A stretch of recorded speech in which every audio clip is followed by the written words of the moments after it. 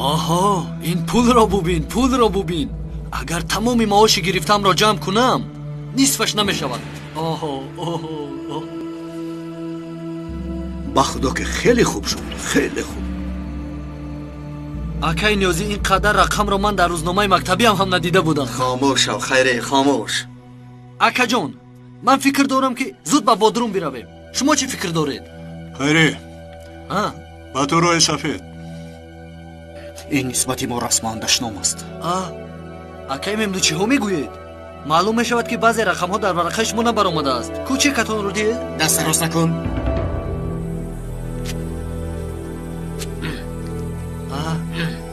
ای کمیسر شما چی کار کرده؟ کاری از دستم آمده را کردم نیازی. خدا دیدی در آنده پرتافتم. اما برای چی؟ فریفته نشوید رفیقان. ما چندین سال در اینجا یک جای کار کردیم. جانمان را سپر کردیم. گوش کن خیری، حلیمه من شهید شد. رعنای مندو شهید شد. هنری سردارم شهید شد. بعد چی؟ این رقم ها خیری حتی پاداش یک تار موی سری حلیمه نیست. یک تار موی سری رعنا نیست. یک تار موی سری اپی هنر نیست. مگر درست نیست سردارم؟ نگید همین و همانها ما را کی فکر کردن؟ برای به وطنمان خدمت کردن مگر ما پول میخواستیم؟ آنها برای خدمت وطن نرخ گذاشتند. من قبول کردن این چک را داغ به خدمتم میشمارم. ما نه برای این با آن شیطان ها مجادله کردیم. از این پس هم تا آن وقت جان در بدنمان هست خدمت میکنیم. شما واهمه میکنید سردار. دولت ما رو قدردانی کرده است. چی ضرر دارد؟ با خدا من هم نفهمیدم سردارم. چی را نفهمیدی نیازی؟ بجای بزن توفه است، با اشتها میخوری.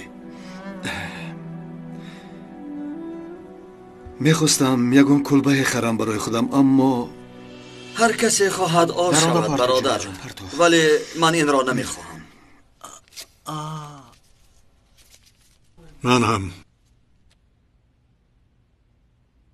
من تا امروز برای راه حق خدمت کردم. وجدانم نمیگذارد که اینقدر زحمتهایم را با 4 تنگه ضایع گردانم. من همین طور رفیقان. کاری خودتون. من نمیفهمم چی خیل این رقم ها را 4 تنگه میگویند. یا من حساب را نمیدانم یا اینکه شما. گوش کنید رفیقان، من از عاقبت این کار خواطرم. امروز یا فردا به هممون حساب کنک های رقمی نصب میکنند. خیلی چیکار میکنید سردارم؟ چه کار را قبول نمیکنیم.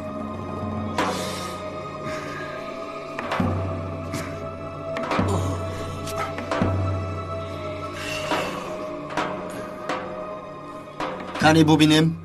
درونه ما تمام پرتافتم آخیر. با خدا کاری خوب کردیم. آفرین با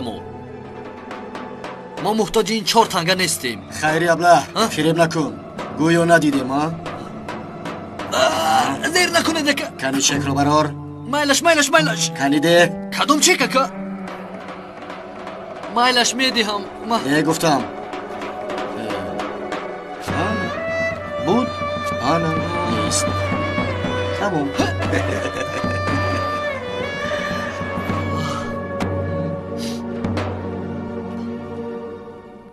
رفیقان سردار می آید.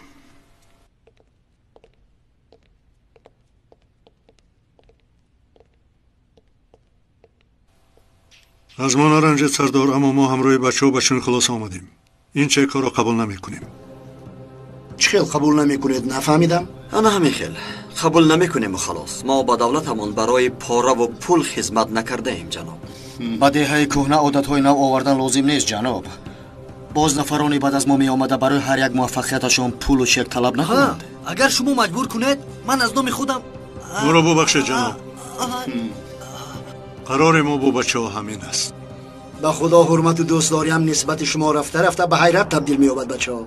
چی گویم؟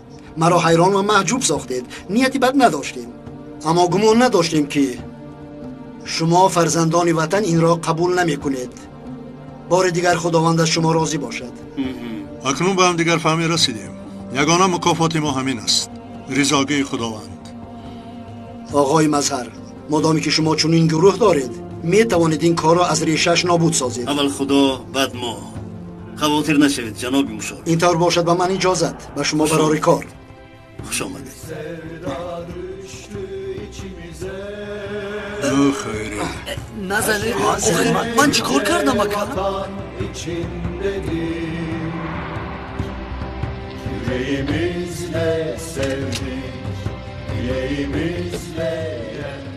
سلام آقای زکی یحیی. سلام آقای مشاور. بخیر است؟ سراسیمه اید؟ شاید شنیده اید شاهدی اساسی مان بران مرده است. او دلیل اساسی پرونده بود. بله شنیدم، اما شما باز هم امیدتان را از دست ندهید. یعنی چی طور؟ تا بازدید آقای زکی یحیی.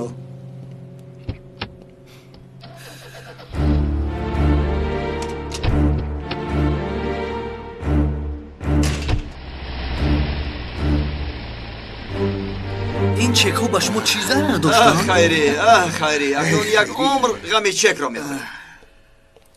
سلام آقای مسعود. خوش آمدید آقای دادستان. خدا شفا دهد. تشکر. بخیر است نجیب سردار. یگان جشن داشتید. اگر برای مردن بران خرسندی کنید خطا میکنید. او دلیل اساسی پرونده بود. نه آقای دادستان اینطور نیست. ما هیچ چیز رو جشن نمیگیریم. مگر آقای مظهر به شما نگفتند؟ چرا؟ اینطور باشد با ما بیایید آقای دادستان. شما چیزی را از من پنهان می‌دارید. کمی صبر آقای دادستان، کمی صبر. آرزو مرد. پیکاس و کایمینیک بیانات دادند. بله، اما در سود خوب نقش بازیدند. در آن هم مرد. تنها عزیزه ماند. آن نفرانی که در پرونده بودند نیست شدند. با این احوال من چطور پرونده را به سود می‌سپارم؟ همش را به سر عزیزه بار کردن ابلهی می‌شود. مرحمت آقای دادستان. مرحمت جناب. مرحمت گذارید. سباستیان نیازی من استراحت کردن میخواهم. کنی بیا من تو رو برختی خوابات برم. کمی استراحت کن. کنی بیا.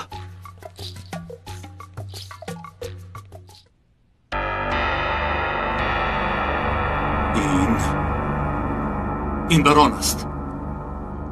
حالا هر چیزی میداند نقل میکند. برای بیخطری به کسی چیزی نگفتیم، حتی به سروزیر هم. اگر دشمنان فهمند برای تکرارن کشتنش همه کار رو میکنند.